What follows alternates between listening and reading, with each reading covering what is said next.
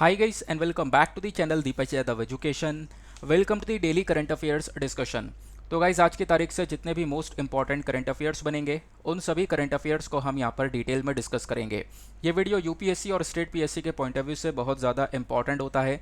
तो चलो शुभारंभ करते हैं, बट उससे पहले अगर आप लोगों को इस लेक्चर का पीडीएफ चाहिए तो क्या करना है, नीचे डिस्क्रिप्शन बॉक्स में पीडीएफ लिंक के नाम से एक लिंक दिया गया है, उसके थ्रू आप मेरे टेलीग्राम चैनल तक पहुंच जाओगे। अगर आपको इस तरीके से ये टेलीग्राम चैनल नहीं मिलता है तो एक और बहुत सिंपल सा तरीका है, डायरेक्टली टेलीग्राम ऐप को डाउनलोड करना, सर्च बॉक्स में टाइप करना दीपक यादव एजुकेशन, आपको ये मेरा चैनल मिलेगा। यहाँ से आप लोग डेली बेसिस पर इस लेक्चर के पीडीएफ को डाउनलोड कर पाओगे। साथ ही साथ में अगर आप मुझसे पर्सनली कनेक्ट करना चाहते हो तो इंस्टाग्राम पर जाना और अगेन सर्च बॉक्स में टाइप करना दीपक यादव एजुकेशन, आपको ये मेरा प्रोफाइल मिलेगा। यहाँ से भी कनेक्ट कर आप लोग अपनी क्वेरीज को मेरे साथ में डिस्कस कर सकते हो। देन डिस्कशन स्टार्ट करने से पहले एक छोटी सी बात मैं आप लोगों से कहूँगा जो डेली बेसिस पर मैं बोलता हूँ। ये वीडियो के अंदर हम लोग करंट अफेयर डिस्कस करेंगे एमसीक्यूज बेस्ड, ठीक है ना। इसी वजह से इस वीडियो का नाम रखा गया है प्रीलिम्स क्रैकर थ्रू एमसीक्यूज। यहाँ पे आपको डेली बेसिस पर एमसीक्यूज की प्रैक्टिस करवाई जा रही है और ये क्या करेगा, आपको प्रीलिम्स के लिए मेंटली प्रिपेयर करेगा, क्योंकि डेली बेसिस पर जो एमसीक्यूज आपको मिल रहे हैं ये बिल्कुल प्रीलिम्स बेस्ड पैटर्न के ऊपर मिल रहे हैं। जैसे यूपीएससी क्वेश्चन पूछ रहा है बिल्कुल टोटली उसी के ऊपर वो क्वेश्चन तैयार किए जा रहे हैं। आप लोग आगे वीडियो में देखोगे तो और अच्छे से इस चीज़ को समझोगे। तो डेफिनेटली इस वीडियो पे आपको टाइम तो इन्वेस्ट करना है। शॉर्ट वीडियो आजकल रिकॉर्ड हो रहा है, इंपॉर्टेंट है, सोने से पहले इस वीडियो को ज़रूर देख लिया करो, आपको बहुत हेल्प होगी एमसीक्यूज़ को सॉल्व करने में। अब आते हैं दूसरे वाले वीडियो के ऊपर, क्योंकि इस चैनल पर 2 वीडियोस डेली बेसिस पर अपलोड होते हैं। अब एक वीडियो मॉर्निंग में 7 बजे आपको मिलता है, वो आता है द हिंदू का। उसमें द हिंदू के सारे इंपॉर्टेंट आर्टिकल के साथ साथ इंडियन एक्सप्रेस के आर्टिकल्स भी मिलते हैं। सारे इंपॉर्टेंट आर्टिकल का मतलब है एडिटोरियल्स हो गए, एक्सप्लेनर सेक्शन हो गया, टेक्स्ट एंड कॉन्टेक्स्ट हो गया, बाकी सारे शॉर्ट आर्टिकल्स हो गए, उन सभी का कंपाइलेशन आपको मॉर्निंग के वीडियो में मिल जाता है। अप्रॉक्स अगर आप लोग यहाँ पे एक न्यूज़पेपर को पढ़ने बैठते हो तो भी आपको 90 मिनट्स तो लग ही जाते हैं, अप्रॉक्स यहाँ पे 1.5 घंटे के आसपास लग जाता है। इतने ही टाइम के अंदर ये वीडियो आपको मिलता है, लगभग 1 आवर 25 मिनट्स के आसपास का ये वीडियो होगा मॉर्निंग में। आप लोग प्लीज़ उसके ऊपर थोड़ा सा फोकस करना, उस पर टाइम इन्वेस्ट करना, आपको वो बहुत ज़्यादा हेल्प करने वाला है, क्योंकि उसके अंदर सारे इंपॉर्टेंट आर्टिकल्स प्लस आपको पता होगा शाम के अंदर हम लोग करंट अफेयर के आर्टिकल्स डिस्कस किया करते थे, वो भी मैंने मॉर्निंग वाले वीडियो में शिफ्ट कर दिए हैं। तो काफ़ी सारे लोग परेशान थे, सर शाम वाले वीडियो का जो करंट अफेयर था वो काफ़ी बेस्ट था, तो उसके लिए परेशान ना हो, वो सारे करंट अफेयर आपको मॉर्निंग वाले वीडियो में मिला करेंगे। तो एक ही वीडियो के अंदर आपका सब कुछ तैयार हो जाएगा। बाकी पूरा दिन आप लोग अपने बाकी सारे सब्जेक्ट्स के ऊपर दे सकते हो, ऑप्शनल के ऊपर दे सकते हो, और फिर शाम को आपको यहाँ पे ये वाला एमसीयू का वीडियो मिल जाएगा, इसको आप लोग एक बार देख सकते हो। तो आपकी prelims as well as mains दोनों की प्रिपरेशन साथ ही साथ में चलती रहेगी। आई होप आपको सब कुछ बहुत अच्छे से क्लियर हुआ है और प्रॉपरली रूटीन में आपको ये वीडियोस इंक्लूड कर लेनी है, क्योंकि डेफिनेटली बहुत ज़्यादा मेहनत लग रही है। मैं खुद यहाँ पे बिल्कुल सिलेबस को रख कर सारी चीज़ें एज इट इज़ तैयार की जा रही हैं सिलेबस के अकॉर्डिंग, इसी वजह से यहाँ पर आपको इतना ज़ोर दिया जा रहा है आपके ऊपर। चलो फिलहाल स्टार्ट करते हैं। और आप लोग यहाँ पे देखो, जितने भी क्वेश्चन मैं आपको दिखाऊंगा थोड़ा सा टाइम दूंगा, इन क्वेश्चंस को ऑनेस्टली खुद पहले सॉल्व करने की कोशिश करना, फिर उसके बाद आंसर्स मैं आपको प्रोवाइड करवाऊंगा। ये आर्टिकल्स क्यों चर्चा में रहे हैं, ये क्वेश्चन क्यों तैयार किए गए हैं, यूपीएससी ने अगर क्वेश्चन पूछा है पिछले साल कुछ इस प्रकार का तो वो क्या था, वो सब कुछ आपको क्लियर करवाया जाएगा। क्वेश्चन नंबर 1, एमसीक्यू नंबर 1 क्या बोलता है, at the national level which ministry is the administrator of central consumer protection authority. यहाँ पे देखो, अब क्वेश्चन को पढ़ने की टेक्निक, चर्चा किस चीज़ के बारे में की गई है, सेंट्रल कंज्यूमर प्रोटेक्शन अथॉरिटी। अब ये जो है ये कंज्यूमर के राइट्स को प्रोटेक्शन देने की काम करती है, यानी कि जैसे कि हम लोगों ने कोई सामान खरीदा है ना, कंज्यूमर जो है जो सामान को खरीद रहे हैं उनके राइट्स को प्रोटेक्शन देने का ये काम करती है सीसीपीए। रिसेंटली चर्चा में क्यों था, क्योंकि आपने देखा होगा द हिंदू के साथ साथ इंडियन एक्सप्रेस सभी आर्टिकल्स ने कवर किया था। सीसीपीए ने रिसेंटली कुछ गाइडलाइंस जारी करी हैं। वो गाइडलाइंस किस चीज़ के लिए लेकर है, वो गाइडलाइंस लेकर आई गई हैं एडवर्टाइजमेंट को कंट्रोल करने के लिए, ठीक है, क्योंकि एडवर्टाइजमेंट काफ़ी सारे गलत तरीके के एडवर्टीजमेंट्स हो रहे हैं, जैसे कि सरोगेट एडवर्टीजमेंट हो गया, कुछ एडवर्टीजमेंट बच्चों को टारगेट कर रहे हैं। तो इस प्रकार के एडवर्टीजमेंट को रोक लगाने के लिए या फिर इनके ऊपर कुछ गाइडलाइंस लेकर आई गई, कुछ नियम लेकर आए गए हैं सीसीपीए के थ्रू। इसी वजह से सीसीपीए रिसेंटली चर्चा में था, ठीक है ना। अभी आगे डिटेल से बताऊंगा। तो बताना यह है कि सीसीपीए कौन सी मिनिस्ट्री के अंडर में आता है, सिंपल सा क्वेश्चन है। ऑप्शन ए बोलता है ministry of personnel public grievances and pensions. Option B ministry of consumer affairs food and public distribution. Option C ministry of energy infrastructure, या फिर option D ministry of health and family welfare. तो इसका correct answer क्या हो सकता है? आप लोग को यहाँ पे थोड़ा सा टाइम दे रहा हूँ, वीडियो को पॉज करो। ऑनेस्टली आपको इस क्वेश्चन का सही आंसर नीचे कमेंट सेक्शन में लिखना है। चलो अब मैं बताता हूँ। ये इसका करेक्ट आंसर है B, ministry of consumer affair, food and public distribution. काफ़ी सारे लोग यहाँ पर इसको ऐसे भी लिंक कर लेते हैं कि ऊपर कंज्यूमर की बात की जा रही है तो नीचे भी मिनिस्ट्री ऑफ कंज्यूमर अफेयर के अंडर में ही आएगा, तो ऐसे भी आप लोग यहाँ पे सॉल्व कर सकते थे। तो क्वेश्चन नंबर जो फर्स्ट है इसका आंसर आपका बी हो जाएगा, ठीक है ना। आगे आते हैं। अब मैं आपको थोड़ा सा एक्सप्लेनेशन दिखा देता हूँ। सेंट्रल कंज्यूमर प्रोटेक्शन अथॉरिटी, इसने रिसेंटली क्या किया है, कुछ गाइडलाइंस जारी करी हैं ताकि मिसलीडिंग और गलत तरीके के एडवर्टीजमेंट को रोका जा सके। ये तो हो गई हमारी न्यूज़ जो कि चर्चा में थी, ठीक है सर। अब यहाँ पे सीसीपीए के बारे में पढ़ते हैं। सीसीपीए एक रेगुलेटरी बॉडी है जिसको बनाया गया था साल 2020 में कंज्यूमर प्रोटेक्शन एक्ट 2019 के प्रोविजन के बेसिस पर यहाँ पे इस पर्टिकुलर बॉडी को बनाया गया। अब सीसीपीए जो है ये काम करता है कौन सी मिनिस्ट्री के अंडर में, मिनिस्ट्री ऑफ कंज्यूमर अफेयर के अंडर में। इसी वजह से बी जो है हमारा हो गया एक करेक्ट आंसर, ठीक है। अब यहाँ पे मैं आपको थोड़ी न्यूज़ भी कवर करवा देता हूँ। न्यूज़ क्या कवर करवानी है कि आखिरकार ये चर्चा में था, ये तो हमने समझ लिया, क्यों चर्चा में था ये भी समझ लिया। अब थोड़ी सी डिटेल भी देख लेते हैं। तो अभी रिसेंटली क्या होता है, जो एडवर्टीजमेंट है, देखो गलत प्रकार के एडवर्टीजमेंट होते हैं, उनके ऊपर कुछ गाइडलाइंस लेकर आई गई हैं। जैसे सबसे पहली गाइडलाइन लेकर आई गई है, यहाँ पे सीसीपीए ने बोला कि भाई जो भी एडवर्टीजमेंट होंगे ना वो वैलिड होने चाहिए, यानी कि उसके अंदर ट्रू और ऑनेस्ट रिप्रेजेंटेशन होना चाहिए, बिल्कुल सच्चाई होनी चाहिए। ऐसा ना हो कि प्रोडक्ट कुछ और है और दिखा कुछ और रहे हो। तो नॉन मिसलीडिंग एडवर्टीजमेंट होना चाहिए, पहली गाइडलाइन के अंदर पहला रूल तो ये दिया गया। दूसरा, सरोगेट एडवर्टीजमेंट को रोका जाएगा। सरोगेट एडवर्टीजमेंट का मतलब है एक बड़ी कंपनी कुछ बेचती तो कुछ और चीज़ है, लेकिन उसका एडवर्टीजमेंट किसी और चीज़ से कर रही है। मतलब नहीं समझ में आया? थोड़ी देर रुको। देखो यहाँ पे इसके सिंपल सी डेफिनेशन है, advertisement of goods in the shadow of other goods. Example आप लोगे पान मसाला का, तो पान मसाला आप कह सकते हो कि एग्जैक्टली यहाँ पे लोग एडवर्टीजमेंट कर रहे हैं, और यहाँ पे बेचते क्या है, लोग तंबाकू बेचते हैं। आप लोग ये देख पाओगे इस प्रकार से पान मसाला का ऐड हो रहा है, तंबाकू बेचते हैं ये लोग, लेकिन यहाँ पर आप देख पाओगे एडवर्टीजमेंट किस प्रकार से दिखाया जाता है। या फिर आप कह सकते हो इंपीरियल ब्लू का एग्जाम्पल ले लो, ये हमेशा से ही चर्चा में रहा है, ठीक है ना। और भी बहुत सारे अलग अलग ऐसे एडवर्टीजमेंट्स आपको देखने को मिलेंगे। हालांकि इंपीरियल ब्लू बेचता क्या है, अल्कोहल बेचता है, ये सभी लोगों को पता है। नंबर सेकंड पर आता है सबसे ज़्यादा अल्कोहल बेकरी के अंदर। तो लेकिन उसके बावजूद भी आप लोग कह सकते हो ये लोग एडवर्टीजमेंट करते हैं, अल्कोहल को ना दिखाकर डिस्क को दिखाकर एडवर्टीजमेंट कर देते हैं। तो इसी प्रकार से ये जो एडवर्टीजमेंट है कि बेचते तो वो कुछ और हैं लेकिन वो दिखाते कुछ और हैं, इसको हम लोग बोलते हैं सरोगेट एडवर्टीजमेंट। इसको रोकने के लिए या इसके ऊपर रोक लगाने के लिए भी सीसीपीए ने गाइडलाइंस जारी करी हैं। उसके बाद कुछ एडवर्टीजमेंट होते हैं जो कि बच्चों को डायरेक्टली टारगेट करे जाते हैं, बच्चों को अनहेल्दी सामान खाने के लिए यहाँ पे टारगेट किया जाता है, तो उस प्रकार के एडवर्टीजमेंट के ऊपर भी रोक लगाई जाएगी। तो ये तो हमारी रिसेंटली न्यूज़ थी जिसके बेसिस पर आपके लिए एक क्वेश्चन तैयार हो चुका है, ठीक है सर। कहोगे मज़ा आ गया, मज़ा आ गया। अब देखो और मज़ा आएगा।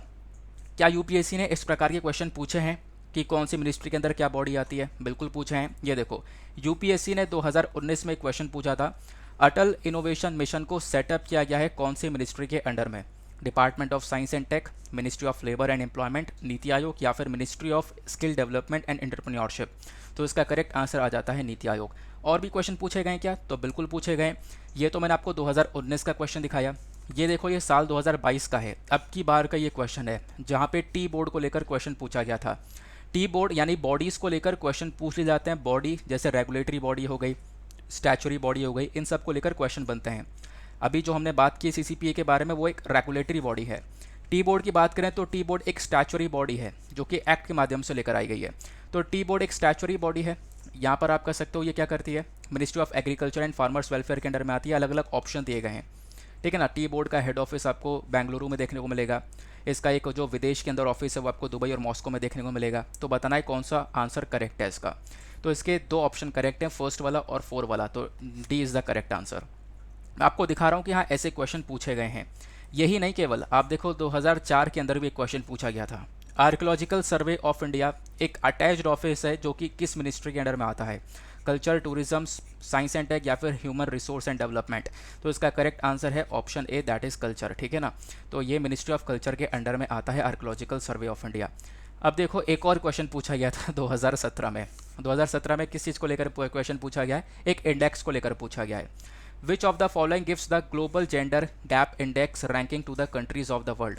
कहने का मतलब है कि इस प्रकार से इंडेक्स रिपोर्ट या मिनिस्ट्रीज़ को लेकर क्वेश्चन बन जाते हैं, ये बॉडीज़ को लेकर, रेगुलेटरी स्टैचुरी बॉडी को लेकर क्वेश्चन बन जाते हैं, ठीक है ना। इसी वजह से आपके लिए यहाँ पर एक क्वेश्चन तैयार किया गया था। हालांकि इसका आंसर मैं आपको बता देता हूँ, जो 2017 का क्वेश्चन था, ग्लोबल जेंडर गैप इंडेक्स जो रैंकिंग है ये यहाँ पर बेसिकली कौन लेकर आता है, तो इसका करेक्ट आंसर आपको देखने को मिलेगा ए, वर्ल्ड इकोनॉमिक फोरम, ठीक है ना। आगे आते हैं नेक्स्ट क्वेश्चन की तरफ। अगला क्वेश्चन काफ़ी इंपॉर्टेंट होने वाला है, एक अलग से मतलब आपको एक एडवांस लेवल का ही क्वेश्चन देखने को मिलेगा। अब ये एमसीक्यू को क्या बोलता है इसको समझते हैं। Consider the following products. आपको नीचे 4 प्रोडक्ट्स दिए गए हैं। First electric vehicle, second solar panel, third drones या फिर फोर्थ रेडियो सेट्स। बताना यह है कि इनमें से कौन सा प्रोडक्ट के अंदर क्रिटिकल मिनरल्स पाया जाता है। इन कौन से प्रोडक्ट के अंदर आपको क्रिटिकल मिनरल्स देखने को मिलेगा। Option A 1 and 2 only, option B 2 and 3 only, option C 3 only, या फिर ऑप्शन डी चारों के अंदर क्रिटिकल मिनरल्स देखने को मिलेगा।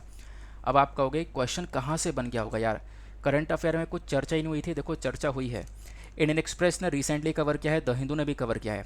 एक्सप्लेन सेक्शन पर एक आर्टिकल डिस्कस किया था, यहाँ पे मेंशन किया गया है what are critical minerals and the counter piece of a new India Australia collaboration. तो आप सोच रहे होंगे क्रिटिकल मिनरल्स की तो चर्चा हुई है, इंडिया ऑस्ट्रेलिया की क्यों चर्चा हुई है। देखो इंडिया और ऑस्ट्रेलिया ने रिसेंटली यहाँ पर एक डिस्कशन किया, और इस डिस्कशन के दौरान दोनों कंट्रीज़ ने मिलकर फोकस किया है कि क्रिटिकल मिनरल्स को लेकर यहाँ पे दोनों कंट्रीज़ कोऑपरेट करने वाली हैं, इसको लेकर वर्क करेंगी। ऑस्ट्रेलिया भारत को काफ़ी सारे क्रिटिकल मिनरल्स प्रोवाइड करवाएगा, ये बेसिकली डील होती है।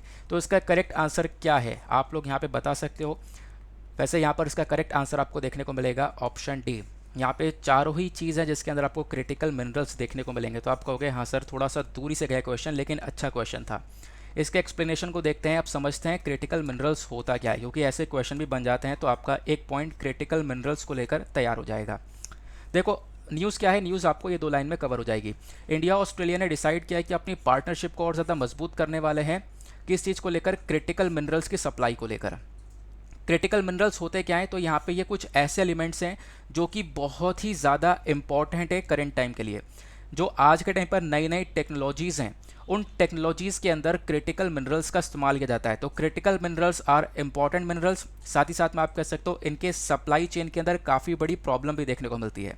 एक तो ज़रूरत बहुत ज़्यादा है इनकी, दूसरा सप्लाई इनकी बहुत कम है, बहुत ही कम कंट्रीज़ के अंदर ये पाया जाता है।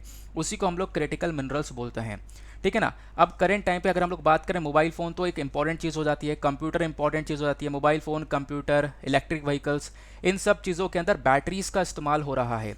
तो बैटरीज़ का इस्तेमाल हो रहा है, तो बेसिकली आप कह सकते हो ये क्रिटिकल मिनरल्स की कैटेगरी में आएगा। मतलब अभी मैं आपको डिटेल से बताता हूँ, ठीक है ना। तो यहाँ पे आप कह सकते हो मिनरल्स, कुछ ऐसे मिनरल्स जो कि इस्तेमाल किए जा रहे हैं डेली बेसिस की ज़िंदगी के सामानों के अंदर में। अगर आप कह सकते हो डेली बेसिस पर मोबाइल फ़ोन का इस्तेमाल कर रहे हैं, कंप्यूटर्स का इस्तेमाल कर रहे हैं, इलेक्ट्रिक व्हीकल्स का इस्तेमाल कर रहे हैं, सोलर पैनल्स, विंड टर्बाइंस, क्योंकि हम लोग क्लीन एनर्जी की तरफ बढ़ रहे हैं, तो इन सब चीज़ों का यूज़ भी लगातार बढ़ा जा रहा है। क्रिटिकल मिनरल्स वो मिनरल्स होते हैं जो कि एरोस्पेस, कम्युनिकेशन और डिफेंस इंडस्ट्रीज़ के अंदर में यूज़ किया जाता है। इंपॉर्टेंट पॉइंट है, अभी के अभी नोट डाउन कर लेना, कहाँ पर एरोस्पेस, कम्युनिकेशन और डिफेंस इंडस्ट्री के अंदर क्रिटिकल मिनरल का यूज़ किया जाता है, ठीक है ना। और यहाँ पे हम लोग इन मिनरल्स का इस्तेमाल करते हैं फाइटर जेट्स, ड्रोन और रेडियो सेट्स को बनाने के लिए भी यहाँ पे यूज़ किया जाता है। इसी वजह से यहाँ पर डी एक करेक्ट आंसर है। अभी मैं आपको थोड़ा सा और डिटेल से बताता हूँ। देखो क्रिटिकल मिनरल्स ना आज के टाइम पर हर जगह पर है। जैसे बैटरीज है ना, बैटरी को हम लोग क्रिएट कर रहे हैं किससे, लिथियम से। उसके बाद एमआरआई के अंदर हीलियम का इस्तेमाल हो रहा है। उसके बाद रेडिएशन थेरेपी के अंदर यूरेनियम का इस्तेमाल हो रहा है। फर्टिलाइजर के अंदर पोटैश का इस्तेमाल हो रहा है। उसके बाद यहाँ पे एलसीडी स्क्रीन्स को बनाने के लिए इंडियम का इस्तेमाल हो रहा है। फायरवर्क्स को बनाने के लिए स्ट्रॉन्शियम का इस्तेमाल हो रहा है। ये हर जगह पर क्रिटिकल मिनरल्स का हम लोग यूज़ कर रहे हैं। ये जो पॉइंट है ये आपके ध्यान में रखने के लिए बहुत इंपॉर्टेंट है। वो यह है कि क्रिटिकल मिनरल्स का हम लोग कौन कौन सी इंडस्ट्रीज़ के अंदर यूज़ करते हैं। तो आपको ये 5 प्रकार की इंडस्ट्रीज़ देखने को मिल जाती हैं। Telecommunication and electronics, energy, defence, aerospace और ट्रांसपोर्टेशन, जैसे मैंने अभी आपको बताया था। इसको नोट डाउन करके रख लेना। ये मिनरल्स ऐसे मिनरल्स हैं जो कि कम ही से मिलते हैं, लेकिन आप कह सकते हो बहुत इंपॉर्टेंट है। इस मिनरल के अंदर graphite, lithium, cobalt, rare earth metal, ये सारी चीज़ें भी देखने को मिल जाती हैं। तो ये तो हो गए क्रिटिकल मिनरल्स। अब यहाँ पे क्वेश्चन को जब हम लोग सॉल्व करेंगे तो आपसे क्या क्या पूछा गया। क्रिटिकल मिनरल्स, यहाँ पे कंसिडर द फॉलोइंग प्रोडक्ट, और कौन से यहाँ पे प्रोडक्ट हैं जिनके अंदर क्रिटिकल मिनरल्स पाया जाता है। इलेक्ट्रिक व्हीकल के अंदर पाया जाता है। बैटरीज़ के अंदर आपको लिथियम देखने को मिलेगा। सोलर पैनल्स के अंदर भी यहाँ पे आपको लिथियम देखने को मिलेगा। ड्रोन्स के अंदर बैटरीज लग रही है, वहाँ पे लिथियम देखने को मिलेगा। रेडियो सेट्स बेसिकली यहाँ पर कम्युनिकेशन से संबंधित है, तो मैंने आपको बताया था कि अभी क्रिटिकल मिनरल्स जो है वो कम्युनिकेशन वाले सेक्टर के अंदर भी इस्तेमाल किया जाता है। ठीक है ना, तो इसका जो है ऑप्शन 4 यानी कि 1, 2, 3 एंड 4 चारों के चारों जो है बिल्कुल करेक्ट हैं। तो आपको ये अभी से तैयार करके रख लेना है। एक इंपॉर्टेंट क्वेश्चन था, फिर हम लोग सोचते हैं यार ये क्वेश्चन कहाँ से बना है ना, एक अच्छा क्वेश्चन था। अब आते हैं यहाँ पे, क्या इस प्रकार के क्वेश्चन पूछे गए? तो बिल्कुल पूछे गए। साल 2008 में देखो, साल 2008 में पूछा गया विच one of the following pairs of metal constitutes the lightest and the heaviest metal. यहाँ पे कुछ पेयर दिए गए हैं और आपसे पूछा गया कि बताओ कौन सा मेटल ऐसा है जो कि एक लाइटेस्ट मेटल है और एक हैवीएस्ट मेटल है इन सब जोड़ों में से। तो इसका करेक्ट आंसर है बी, लिथियम और ओस्मियम। लिथियम जो है एक लाइटेस्ट मेटल है। अच्छा, लाइटेस्ट मेटल्स कौन से होते हैं? लाइट मेटल वो मेटल होते हैं जिनका एटॉमिक वेट बहुत कम होता है। और मैंने आपको चाहे सिलिकॉन पढ़ाया हो, लिथियम पढ़ाया हो, हमेशा मैंने आपको इन सब के एटॉमिक वेट के बारे में ज़रूर पढ़ाया है, क्योंकि एटॉमिक वेट बहुत इंपॉर्टेंट हो जाता है जब से क्वेश्चन बना है। ठीक है ना, इस वजह से मैंने आपको हर बार पढ़ाया। सिलिकॉन के बारे में कब पढ़ाया? सिलिकॉन के बारे में तब पढ़ाया जब आपको सेमीकंडक्टर्स के बारे में पढ़ाया था, आपको याद होगा।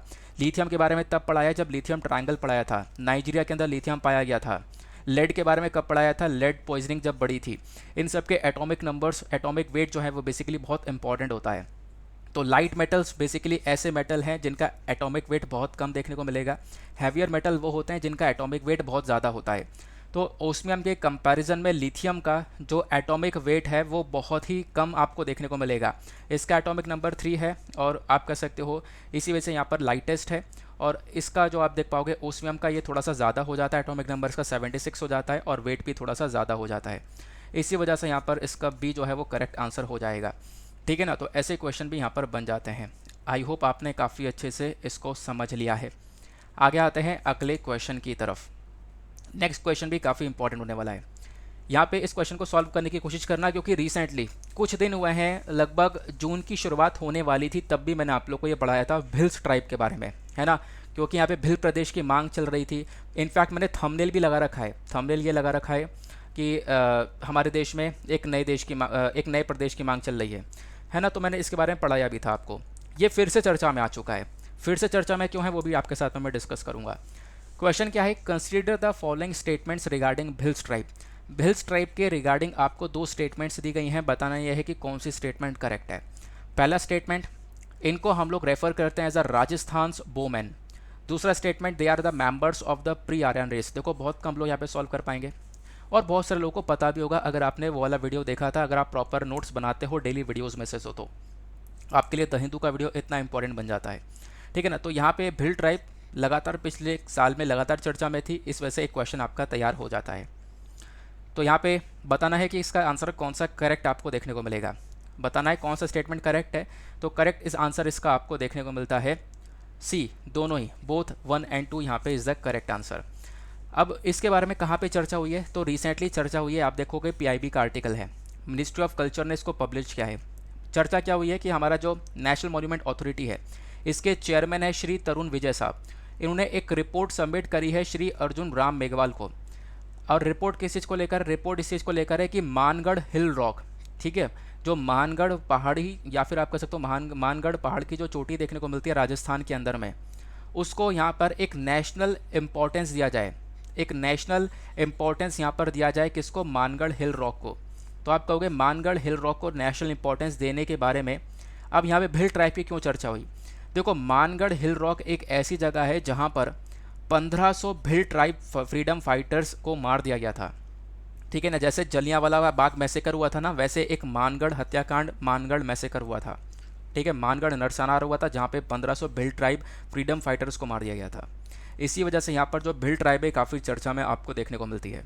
आगे आते हैं, तो इसका करेक्ट आंसर क्या हो जाता है? Both 1 and 2। चलो अब इसके एक्सप्लेनेशन को देखते हैं। सबसे पहला पॉइंट, जो भिल्स हैं वो इंडिया के मोस्ट डिस्पर्स्ड ट्राइबल कम्युनिटीज़ देखने को मिलेंगी। मतलब कि इंडिया में बहुत सारी जगह में आपको ये भिल ट्राइब पाई जाती हुई देखने को मिलेगी। अभी आपको पता होगा रिसेंटली चर्चा में था, देखो भिल ट्राइब ना आपको राजस्थान और इधर गुजरात के बॉर्डर के आसपास तो बहुत देखने को मिलती है। और ये जो जहाँ पे मैं सर्कल बना रहा हूँ, ये बेसिकली यहाँ पर इनके थ्रू मांग की गई थी और मांग की जा रही है कि एक भिल प्रदेश बना दिया जाए इस प्रकार से, जो कि सिर्फ और सिर्फ जहाँ पे भिल ट्राइब्स रहेंगे। ठीक है ना। लगभग यहाँ पर 39 एरियाज़ को लेकर ये पूरा का पूरा भिल प्रदेश बनाने के बारे में चर्चा की जा रही है। हालांकि जो भिल ट्राइब है वो आपको इस पर्टिकुलर रीजन में, ये पर्टिकुलर रीजन कौन सा है, वो वेस्टर्न साइड वाला, वेस्टर्न साइड में तो देखने को मिलती है, साथ ही साथ में इधर त्रिपुरा वाले रीजन में भी आपको देखने को मिल जाती है। तो यहाँ पे भिल ट्राइब्स जो हैं हमारे पूरे देश भर में काफ़ी सारी जगह पर पाई जाती हैं, ये आप लोग को ध्यान रखना है, ठीक है ना। तो भिल ट्राइब्स को लेकर पहला पॉइंट क्लियर हो गया। दूसरा पॉइंट, भिल ट्राइब्स को हम लोग राजस्थान बोमैन के नाम से जानते हैं, ठीक है ना। तो स्टेटमेंट 1 करेक्ट हो गया। अब राजस्थान के बोमैन के नाम से क्यों जानते हैं, क्योंकि यहाँ पर इनके जो स्किल्स थी ना आर्चरी के अंदर, धनुष चलाने के अंदर, वो बहुत ही ज़्यादा हायर स्किल्स देखने को मिलती थी। इसी वजह से इनको द आर्चर्स और द बोमैन के नाम से भी जाना करते थे। इस वजह से यहाँ पर करेक्ट हो जाता है आपका स्टेटमेंट 1। दूसरा पॉइंट देखते हैं, ये जो टर्म है ना, ये जो भिल वर्ड निकल कर आया है, ये वर्ड निकल कर आया था विल्लू से या फिर बिल्लू से। अब ये जो बिल्लू या विल्लू है, इसका मतलब होता है एक बो, और इसका मतलब आपको द्रविडियन लैंग्वेज के अंदर देखने को मिलेगा, ठीक है ना। तो यहाँ पे आप कह सकते हो, जो दूसरा स्टेटमेंट ये बोलता है कि भिल्स जो हैं ये मेंबर्स हैं प्री आर्यन रेस के, प्री आर्यन, आर्यन से पहले के मेंबर्स हैं। आर्यन से पहले कौन थे, द्रविडियन, ये आपको पता होगा, है ना। द्रविडियन लैंग्वेज से ये वर्ड निकल कर आया है, तो इसी वजह से यहाँ पर दूसरा स्टेटमेंट भी करेक्ट हो जाता है। हाँ बिल्कुल, जो भिल्स थे वो प्री आर्यन टाइम के मेंबर्स थे। और इनफैक्ट जो ये नाम है ना भिल, इसके बारे में आपको हमारे पुराने जो एपिक्स हैं उनके अंदर भी देखने को मिलेगा। महाभारत, रामायण के अंदर भी आपको यहाँ पे भिल्स जो वर्ड है वो देखने को मिल जाता है। इसी वजह से यहाँ पर ये भिल ट्राइब काफ़ी इंपॉर्टेंट हो जाती है, ठीक है ना।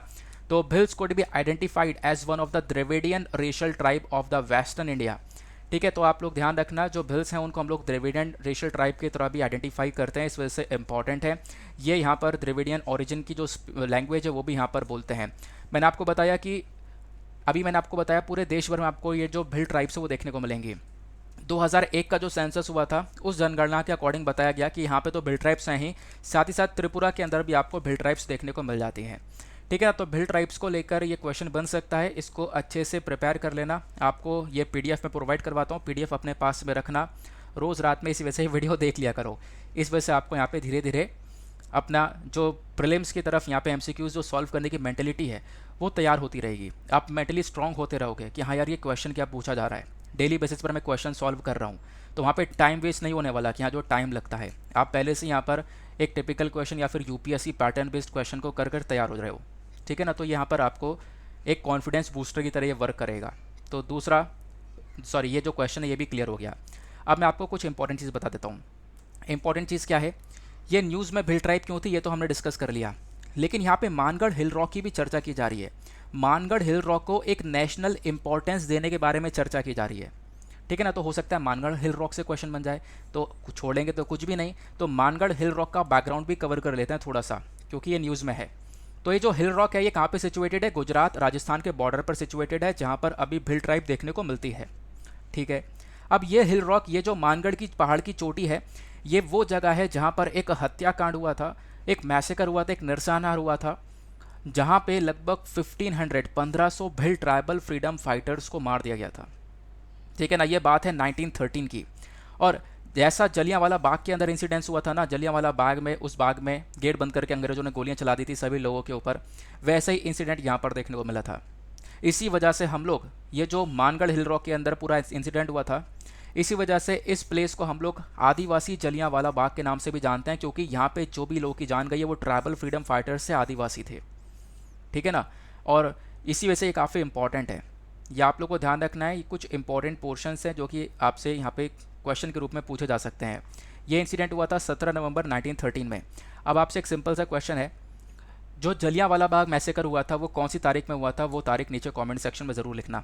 आगे आते हैं, ये आपको देखने को मिलेगा, इसके ऊपर काफ़ी सारे आर्टिकल्स वगैरह पब्लिश हुए हुए हैं, ये कुछ यहाँ पे आपको पिक्चर्स देखने को मिल जाएंगी।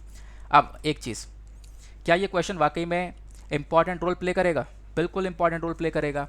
क्या ट्राइब्स को लेकर पहले भी यूपीएससी ने क्वेश्चन पूछे हैं? बिल्कुल पूछे हैं। चलो एक एक करके देखते हैं उनको भी। पहला क्वेश्चन 2009 के अंदर क्वेश्चन पूछा गया था, in which one of the following places is the Shompen tribe found? Shompen tribe कहाँ पे पाई जाती है? Option A Nilgiris hills, option B Nicobar island, option C Spiti valley, या फिर ऑप्शन डी लक्षद्वीप आइलैंड। तो इसका करेक्ट आंसर है आंसर बी। तो शोम्पन ट्राइब है ये, one of the Mongoloid tribes है, ये आपको निकोबार आइलैंड के अंदर देखने को मिलेगी। उसके बाद यहाँ पे यूपीएससी ने 2004 में, देखो ये जो क्वेश्चंस हैं कितने पुराने पुराने क्वेश्चन पूछे गए हैं, और ना ये चीज़ें यूपीएससी जो पुराना वाला पैटर्न है वो लौटा के ला रहा है। अभी हम लोगों ने देखा भी है, स्टार्टिंग में जो मैंने क्वेश्चन दिखाए थे वो क्वेश्चन कुछ 2004, 8, 7 के थे, और वही क्वेश्चन रिपीट हो रहे हैं कब, 2022, 19, 20 के अंदर में। तो कुछ चीज़ें यहाँ पर मतलब जो पैटर्न है वो वापस से आता हुआ नज़र आ रहा है, इस वजह से इंपॉर्टेंट है। अब यहाँ पे मैं आपको हिल ट्राइब्स के बारे में कुछ सिंपल सा क्वेश्चन बता सकता था, कहाँ से ओरिजिनेट करती है, कहाँ पे वो, लेकिन अब ये जो पैटर्न है काफ़ी बदल चुका है। पहले तो इतने इजी क्वेश्चन पूछ लिए जाते थे, डायरेक्ट पूछ लिए जाते थे, बट अब यहाँ पर थोड़ा सा हार्ड हो चुका है, इस वजह से थोड़ा सा अल्टीमेट लेवल का क्वेश्चन आपके लिए तैयार किया गया। नाउ आप देखोगे ये यूपीएससी 2004 में क्वेश्चन पूछा गया था, in which one of the following union territory do people of the Onge tribe live. जो ओंगे ट्राइब वाले लोग हैं वो कहाँ पे रहते हैं, कौन सी यूनियन टेरिटरी के अंदर। ऑप्शन ए अंडमान निक and Nicobar island, option B Dadra Nagar Haveli, option C Daman and Diu, या फिर ऑप्शन डी लक्षद्वीप। तो इसका करेक्ट आंसर है ऑप्शन ए। आंसर ए इसका जो करेक्ट आंसर हो जाएगा। ओंगे जो है एक मेजर ट्राइब है जो कि यहाँ पे अंडमान निकोबार यूनियन टेरिटरी से बिलोंग करती है। ठीक है ना, आगे आते हैं, 2 क्वेश्चन हो गए। तीसरा क्वेश्चन ट्राइब्स को लेकर एक और इंपॉर्टेंट चीज़ है, खासकर शेड्यूल ट्राइब्स को लेकर वो आपको ध्यान रखना है। क्वेश्चन ये था 2015 का, जो प्रोविज़न है 5th schedule and the 6th schedule हमारे संविधान के अंदर में, वो प्रोविज़न क्यों बनाए गए हैं। Option A protect the interest of schedule tribes, option B determine the boundaries between states, option C determine the powers authority and the responsibilities of panchayat, या फिर option D protect the interest of all the border states. इसका correct answer A देखने को मिलेगा। तो 5th and 6th schedule के अंदर चर्चा की जा रही है to protect the interest of the schedule tribes. एक और क्वेश्चन इंपॉर्टेंट तैयार हुआ। अगला क्वेश्चन यूपीएससी ने 2019 में भी एक क्वेश्चन पूछा था ट्राइब्स को लेकर। जब हम ट्राइब्स की बात करते हैं तो आप देखो, आप आओगे पीवीटीजीज के बारे में चर्चा की जाती है। पीवीटीजीज क्या है, यह है पर्टिकुलरली वल्नरेबल ट्राइबल ग्रुप्स। तो यहाँ पे आपसे पूछा गया पीवीटीजी के संबंध में, यहाँ पे 4 स्टेटमेंट दिए गए हैं, बताना यह कि कौन सा स्टेटमेंट करेक्ट है। ठीक है ना, तो ये आप लोग को यहाँ पे बताना है। आप देखोगे ऐसे ही यहाँ पर क्वेश्चन बन रहे हैं अब की बार, ये 2019 का क्वेश्चन है, और वैसे ही आपको स्टेटमेंट वाइज क्वेश्चन तैयार करके डेली बेसिस पर दिए जा रहे हैं। तो यहाँ पे पहला एमसीक्यू का जो पहला स्टेटमेंट है ये बोलता है पीवीटीजीज जो है 18 स्टेट्स एंड 1 यूनियन टेरिटरी के अंदर रहती हैं, पहला स्टेटमेंट। दूसरा स्टेटमेंट, यहाँ पे जो पीवीटीजीज हैं यानी कि पर्टिकुलरली वल्नरेबल ट्राइबल ग्रुप्स, इस ग्रुप के अंदर वो ट्राइबल कम्युनिटी आती है, वो ट्राइबल ग्रुप आता है जिनकी पॉपुलेशन थम सी गई है और लगातार पॉपुलेशन कम होती चली जा रही है। ये यहाँ पर दूसरा स्टेटमेंट बोलता है। तीसरा स्टेटमेंट, यहाँ पे टोटल 95 पीवीटीजीज पाए जाते हैं ऑफिशियली, जो कि हमारे कंट्री के अंदर नोटिफाई हैं। चौथा स्टेटमेंट, इरूलर और कोंदा रेडी ट्राइब्स, ये भी यहाँ पर पीवीटीजी के लिस्ट के अंदर है, ये यहाँ पे आता है चौथा स्टेटमेंट।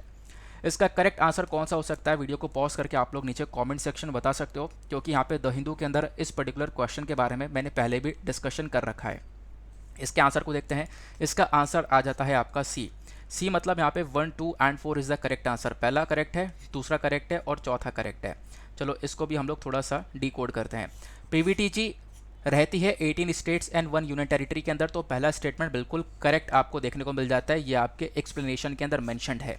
चलो दूसरा, यहाँ पे आप कह सकते हो प्राइवेट कह रहा हूँ, पर्टिकुलरली वल्नरेबल ट्राइबल ग्रुप्स का स्टेटस उनको मिल रहा है जिनकी पॉपुलेशन लगातार कम हो रही है। तो यहाँ पर आप कह सकते हो दूसरा स्टेटमेंट भी यहाँ पर कम बिल्कुल करेक्ट है। क्राइटेरिया यहाँ पे फॉलो किया जाता है पीवीटीजीज के अंदर में। ठीक है ना, यहाँ पर आप कह सकते हो इनकी इकोनॉमी वगैरह काफ़ी पीछे चल रही है, काफ़ी बैकवर्ड में एरिया में चल रहे हैं ये लोग। ठीक है, पॉपुलेशन लगातार कम हो रही है, लिटरेसी रेट यानी पढ़ाई लिखाई की जो रेट है वो काफ़ी कम है, इस वजह से यहाँ पर स्टेटमेंट 2 भी यहाँ पे करेक्ट हो जाता है। थर्ड स्टेटमेंट, क्या टोटल 95 प्राइवेट, ये पीवीटी से ना प्राइवेट याद आ रहा है। तो यहाँ पे क्या total 95 particularly vulnerable tribal groups हैं जो कि कंट्री के अंदर ऑफिशियली नोटिफाई हैं। इसका करेक्ट आंसर यहाँ पे मतलब ये जो स्टेटमेंट है ये बिल्कुल रॉन्ग है। ऐसा क्यों? क्योंकि जब आप लोग यहाँ पे ऑफिशियल डेटा देखते हो तो आपको 75 ट्राइबल ग्रुप्स देखने को मिलते हैं, ना कि 95। तो पीवीटीजी के अंदर टोटल कितने ग्रुप्स हैं ये ध्यान रखना, वो टोटल है 75 ना कि 95, इस वजह से ये स्टेटमेंट हो जाता है रॉन्ग। अगला स्टेटमेंट ये बोलता है इरूलर और कोंडा ट्राइब्स, ये दोनों यहाँ पे पीवीटीजीज के अंदर इंक्लूडेड हैं, तो ये भी करेक्ट है। इरूलर जो कि तमिलनाडु से है और कोंडा ट्राइब जो आंध्र प्रदेश से है, ये ट्राइब्स भी आपको इस लिस्ट के अंदर देखने को मिल जाती है। Hence the statement 4 is also the correct one. ठीक है ना, आगे आते हैं। अब ये देखो, ये तो आपको मैंने क्वेश्चन सॉल्व करवा दिया है। बाकी जो पीवीटीजीज हैं पर्टिकुलरली वल्नरेबल ट्राइब्स के बारे में जानना है तो ये सरकार की वेबसाइट से डेटा उठाया गया है। जो टोटल 75 ये ट्राइब्स हैं वो कौन कौन सी हैं आप लोग यहाँ पर देख पाओगे। टोटल 75 ट्राइब्स हैं, है ना। कहाँ से, आंध्र प्रदेश से कौन कौन सी ट्राइब्स हैं, उसके बाद में आप देख पाओगे यहाँ पे बिहार से कौन कौन सी ट्राइब्स है, गुजरात, कर्नाटका, केरला, मध्य प्रदेश, उसके बाद में इधर महाराष्ट्र, मणिपुर, उड़ीसा, इसको ओडिशा कर लेना यार, है ना। यहाँ पे आप देख पाओगे ये सारी जगह हैं जहाँ जहाँ से ट्राइब्स जो हैं बिलोंग करती हैं। तो ये पूरा डेटा भी मैंने आपको प्रोवाइड करवा दिया, चाहो तो अपने पास में इसको स्टोर करके रख सकते हो, डेफिनेटली आपको ये हेल्प करेगा। आगे आते हैं अगले आर्टिकल की तरफ या अगले क्वेश्चन की तरफ। नेक्स्ट क्वेश्चन होने वाला है एक और बहुत ज़्यादा इंपॉर्टेंट क्वेश्चन। क्वेश्चन क्या है, रिसेंटली ग्लोबल फिनडेक्स रिपोर्ट चर्चा में थी, तो consider the following statement with respect to the global Findex report. Global Findex report के रिस्पेक्ट में आपको यहाँ पर 3 स्टेटमेंट्स दिए गए हैं, बताना यह है कि कौन सा स्टेटमेंट करेक्ट नहीं है। यहाँ पे लास्ट क्वेश्चन में आपके लिए एक ट्विस्ट ऐड कर दिया गया है। अभी तक हम लोग क्या पढ़ रहे थे, ज़्यादातर पता है हम लोग क्वेश्चन क्या पढ़ते हैं, करेक्ट है, करेक्ट है, करेक्ट है ना, यही हम लोग पढ़ते हैं कि कौन सा स्टेटमेंट करेक्ट है। अब अचानक से यहाँ पर आपके लिए क्वेश्चन है इज़ नॉट करेक्ट, तो आपको यहाँ पे मेंटली मतलब आप कह सकते हो तैयार रहना है कि क्वेश्चन के अंदर करेक्ट पूछा गया है या नॉट करेक्ट पूछा गया है। मैंने अपने प्रीलिम्स के अंदर ऐसी काफ़ी सारी गलतियाँ करी थी, ठीक है, मैं इस तरीके से प्रिपेयर कर रहा था जहाँ पे मैंने करेक्ट पढ़े थे। तो आपको ध्यान रखना यहाँ पे नॉट करेक्ट का ऑप्शन भी आपको देखने को मिलता है, तो आपके लिए यहाँ पर इसके लिए भी एक तरीके से तैयार रहना है कि भाई क्वेश्चन के अंदर करेक्ट पूछा गया है, नॉट करेक्ट पूछा गया, तो क्वेश्चन को रीड करना इज़ वेरी इंपॉर्टेंट। ये चीज़ भी आपको यहाँ पे इस वीडियो के अंदर सीखने को मिलेगी। चलो, अब पहला स्टेटमेंट ये बोलता है कि ग्लोबल फिनडेक्स रिपोर्ट को रिलीज़ किया गया था वर्ल्ड बैंक के थ्रू, करेक्ट इसका ऑप्शन है, मतलब ये स्टेटमेंट बिल्कुल करेक्ट है। दूसरा स्टेटमेंट, ग्लोबल फिनडेक्स रिपोर्ट को यूज़ किया गया है ताकि हम लोग जो लोग हैं हम लोग उनको मेजर कर सके कि लोग कितने लोग फाइनेंशियल सर्विस का यूज़ कर रहे हैं, ठीक है, तो दूसरा स्टेटमेंट भी यहाँ पे करेक्ट है। तीसरा statement, most of the new account are open by India and China. Global Findex report ने देखो बताया यह है कि कितने लोगों के पास में बैंक अकाउंट ओपन हुए हैं। कोविड के टाइम पे लगातार लोगों ने बैंक अकाउंट्स को ओपन करवाया है, ऐसी चीज़ भी हम लोगों ने देखी है। तो बेसिकली ज़्यादातर बैंक अकाउंट ओपन हुए वो इंडिया और चाइना में हुए हैं, that is why the statement third भी करेक्ट है। तो तीनों ही स्टेटमेंट करेक्ट हैं, ध्यान रखना ग्लोबल फिनडेक्स रिपोर्ट के संबंध में तीनों स्टेटमेंट बिल्कुल सही हैं, लेकिन यहाँ पे पूछा गया है नॉट करेक्ट, तो इसका करेक्ट आंसर कौन सा हो सकता है, 1 ओनली ये भी सही है, 1 एंड 2 ओनली ये भी सही है, तीनों ही सही हैं, तो इसका करेक्ट आंसर आपको देखने को मिलेगा नन ऑफ द अबव, क्योंकि यहाँ पे नॉट करेक्ट पूछा गया है। आई होप आप लोगों ने इसको अच्छे से समझा है। ये आर्टिकल डाउन टू अर्थ के अंदर कवर किया गया था, आई होप आप लोगों ने यहाँ पर इसका आंसर देख लिया, तो answer D is the none of the above. आगे आते हैं, अब मैं आपको थोड़ा सा एक्सप्लेनेशन दे देता हूँ इस रिपोर्ट के बारे में।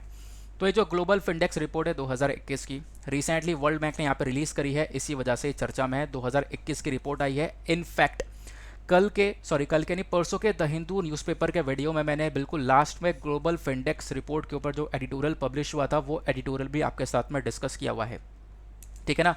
तो ग्लोबल फिनडेक्स जो सर्वे है ये आपको देखने को मिलेगा। पहली तो चीज़ हो गई वर्ल्ड बैंक ने इसको रिलीज़ किया है, तो इस वजह से स्टेटमेंट 1 करेक्ट है। दूसरा यहाँ पे आप देख पाओगे जो ग्लोबल फिनडेक्स सर्वे किया गया ये यहाँ पे लोगों के अंदर किया गया, मतलब 1,25,000 एडल्ट के ऊपर किया गया 123 देशों में।